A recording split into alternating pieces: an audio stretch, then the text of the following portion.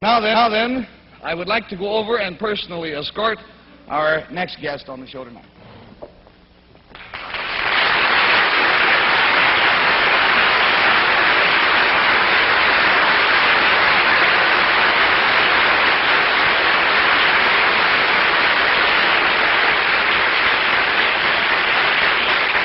There you go. Now then, sir. Will you tell our panel, please? Let's get in a little closer. Do you mind if I pull you in, sir? There we go. Will you tell our panel, please, what your name is and where you're from? My name's Samuel J. Seymour. I'm from Maryland. This is Mr. Seymour from Maryland. And we brought Mr. Seymour all the way up from Maryland, and by golly, he got in a hotel and fell down the steps and gave himself a shiner. And we urged him not to come on the show tonight, as a matter of fact, and finally got in touch with his doctor, and the doctor said it was up to Mr. Seymour. Mr. Seymour said he wouldn't miss it. So here he is. I'm feeling the party for the guy.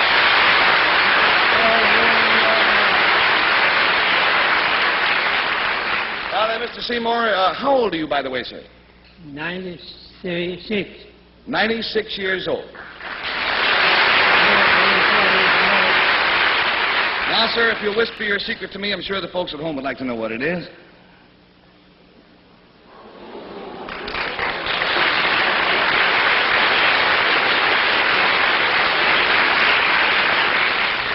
Well, now to help pacify his secret, I will tell you it concerns something that he witnessed. And Bill Cullen, we'll start with you. Something that he saw happen. This thing that Mr. Seymour saw, does it have historical significance? Does this have historical significance, Mr. Seymour? I would say yes, wouldn't you, sir?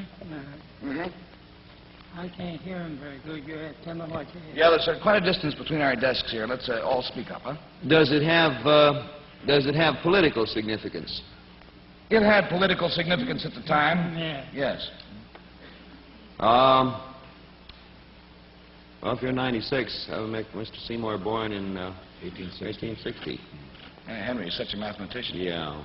He's been writing over there all the time. This thing, did it have anything to do with the Civil War, Mr. Seymour? No, it had not to do with the Civil... Well, let's say indirectly it was concerned with the Civil War. Did it all right, an answer? Did it concern a famous person in American history? Very well-known person. Did it concern a famous person, Mr. Seymour? Yeah. Yep. Would it help me to know who this person was? He wants to know if it would help him to know who this person was, and he has to know who that is, yes. Did this man hold political office? Did this man hold political office, sir? Yes. $20 down and $60 to go, and we go to Jane Meadows. Mr. Seymour. Henry is being his usual helpful self by whispering to Jane, McKinley. And I'm not listening. Mr. Seymour, would this person have ever been President of the United States? Was he ever president, this man? Oh, I think he was once. Would it have been Abraham Lincoln? It was Abraham Lincoln, yes. You witnessed something to do with Abraham Lincoln. Was this a pleasant thing? Was it a pleasant thing you saw, sir? Not very pleasant, I don't think. I No. was scared to death, so... You said, no, he was scared to death. Would it have had anything to do with the President Lincoln's death, by any chance? Unfortunately, yes. Did Mr. Seymour witness the shooting of President Lincoln?